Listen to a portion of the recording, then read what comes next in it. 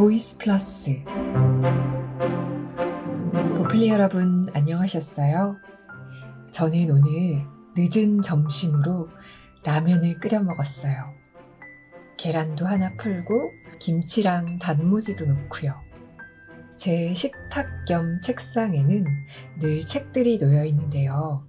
요즘엔 책을 읽고 싶을 때 주로 이북을 보거나 밀리의 서재 앱을 이용하기는 하지만 왠지 후루룩거리면서 라면을 먹을 때는 스마트폰이 아니라 종이책을 넘겨보고 싶은 기분이 들어요. 어릴 때 만화 가게에서 먹던 라면이 세상에서 제일 맛있었잖아요. 그런 기분으로 책상 위에 놓인 책들 중에서 한 권을 집어들었어요. 라면을 다 먹는 동안 딱 한 챕터만 읽고 내려놔야지 하면서 아무 곳이나 펴서 읽을 수 있는 그런 옴니버스 스타일의 책들 있죠? 그 중에 한 권을 집어들었어요. 그게 바로 이 책, 시를 잊은 그대에게 라는 책이었죠. 마침 기가 막히게도 제가 펼친 페이지의 부제가 우동 한 그릇, 국밥 한 그릇이었어요. 어쩜 이렇게 딱 맞춤 한 챕터를 잘도 펼쳤네? 이러면서 읽기 시작했습니다. 제가 읽은 부분을 발췌해서 들려드릴게요. 우동 한 그릇, 국밥 한 그릇. 일본 작가 구리 료헤이의 단편소설 우동 한 그릇. 한 해가 저무는 어느 섣달 금음날 홋카이테이라는 우동집에 허름한 차림의 부인과 두 아들이 찾아오면서 이야기가 시작된다. 세 사람은 달랑 우동 한 그릇을 시킨다. 헌데 가게 주인은 정작 그들의 자존심이 상하지 않도록 우동을 그릇에 넉넉히 담아 넌지시 내어준다. 그 다음 이야기는 생략하자. 아직 읽지 않은 이를 위하여. 그러나 이것은 결코 드라마 같은 허구가 아니다. 많은 이에게 이런 추억은 실화로 존재한다. 정재찬 교수님은 이렇게 글을 시작하셨어요.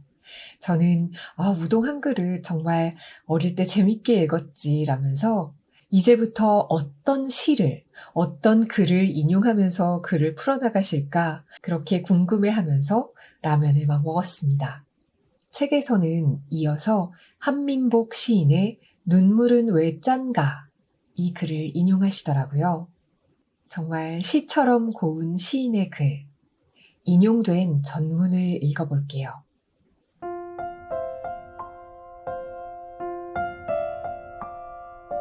지난 여름이었습니다. 가세가 기울어 갈 곳이 없어진 어머니를 고향 이모님 댁에 모셔다 드릴 때의 일입니다. 어머니는 차 시간도 있고 하니까 요기를 하고 가자시며 고깃국을 먹으러 가자고 하셨습니다. 어머니는 한평생 중이염을 앓아 고기만 드시면 귀에서 고름이 나오곤 했습니다. 그런 어머니가 나를 위해 고깃국을 먹으러 가자고 하시는 마음을 읽자 어머니 이마에 주름살이 더 깊게 보였습니다. 설렁탕집에 들어가 물수건으로 이마에 흐르는 땀을 닦았습니다. 더울 때일수록 고기를 먹어야 더위를 안 먹는다. 고기를 먹어야 하는데 고기 국물이라도 되게 먹어둬라. 설렁탕에 다대기를 풀어 한 대숟가락 국물을 떠먹었을 때였습니다.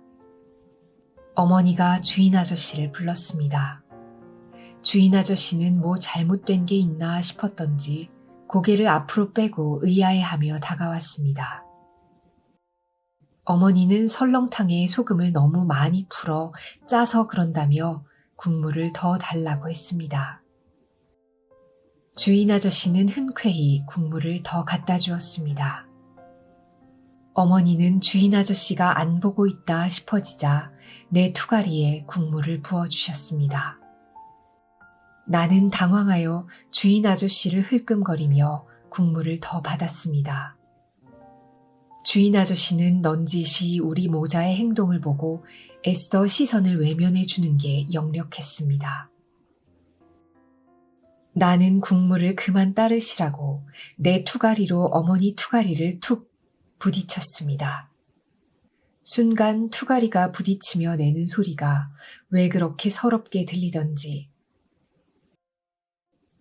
나는 울컥 치받치는 감정을 억제하려고 설렁탕에 만 밥과 깍두기를 마구 씹어댔습니다.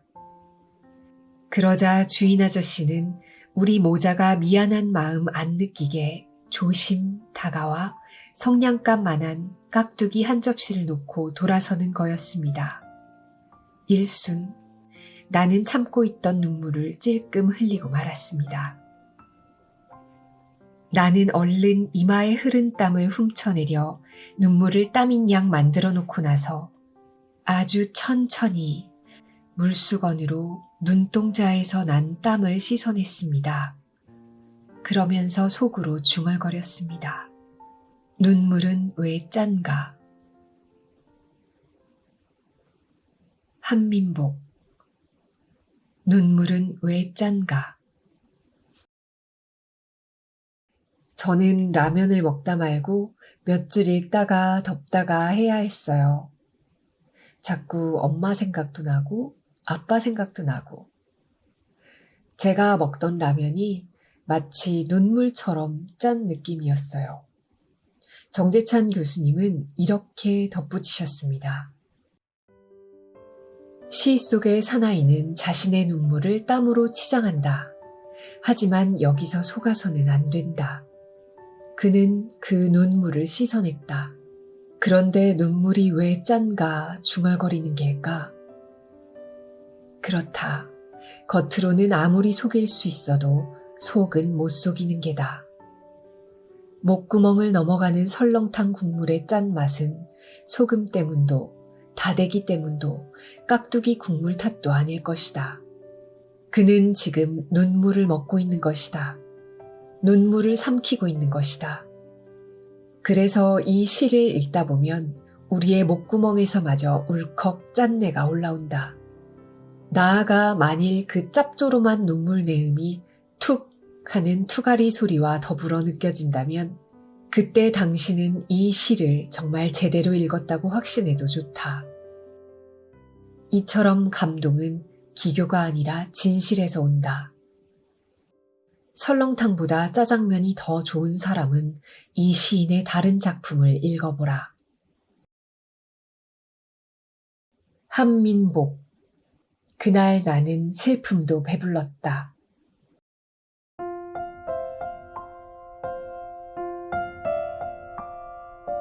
아래층에서 물틀면 단수가 되는 좁은 계단을 올라야 하는 전세방에서 만학을 하는 나의 등록금을 위해 사글셋방으로 이사를 떠나는 형님네. 달그락거리던 밥그릇들, 베니어판으로 된 농짝을 리어카로 나르고 집안 형편을 적나라하게 까보이던 이삿짐. 가슴이 한참 덜컹거리고 이사가 끝났다. 형은 시장 골목에서 자장면을 시켜주고 쉽게 정리될 살림살이를 정리하러 갔다. 나는 전날 친구들과 깡소주를 마신 대가로 냉수 한 대접으로 조갈증을 풀면서 자장면을 앞에 놓고 이상한 중국집 젊은 부부를 보았다. 바쁜 점심시간 맞춰 잠자주는 아기를 고마워하며 젊은 부부는 밀가루, 그 연약한 반죽으로 튼튼한 미래를 꿈꾸듯 명랑하게 전화를 받고 서둘러 배달을 나갔다. 나는 그 모습이 눈물처럼 아름다워 물배가 부른데도 짜장면을 남기기 미안하여 마지막 면발까지 다 먹고 나니 더부룩하게 배가 불렀다. 살아간다는 게. 그날 나는 분명 슬픔도 배불렀다.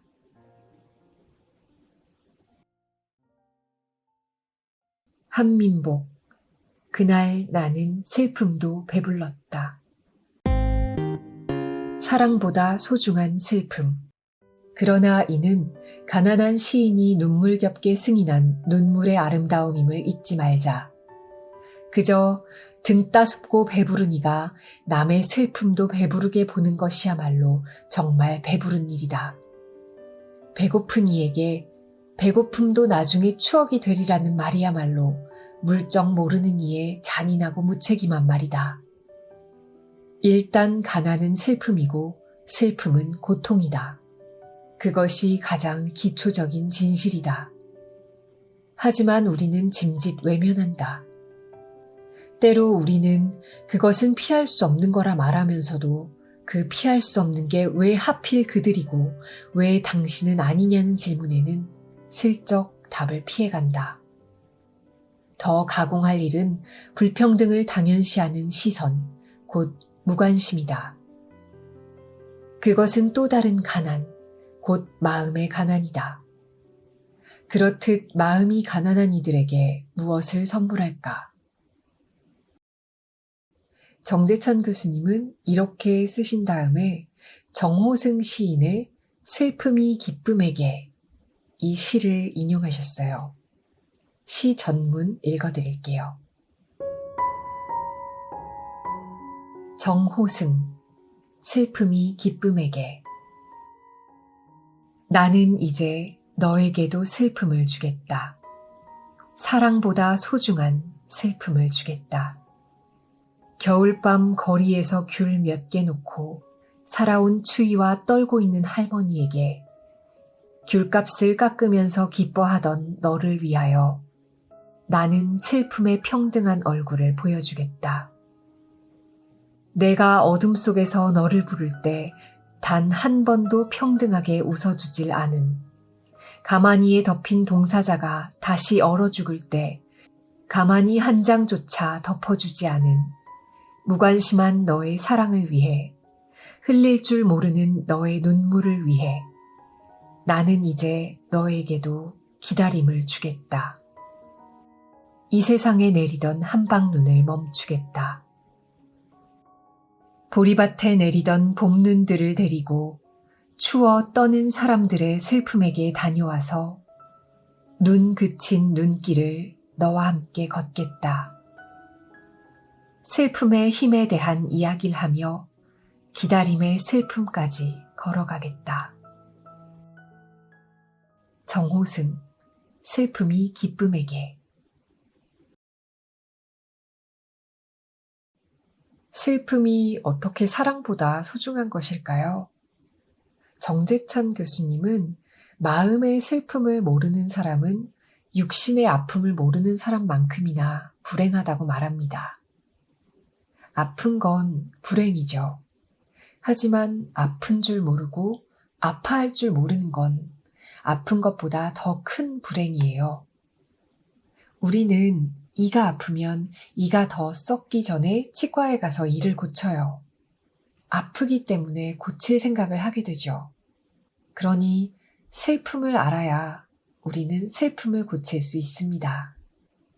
정재찬 교수님은 이런 공감 능력이 사라진 사회는 죽은 줄도 모르고 이미 죽어있는 사회라고 꼬집습니다.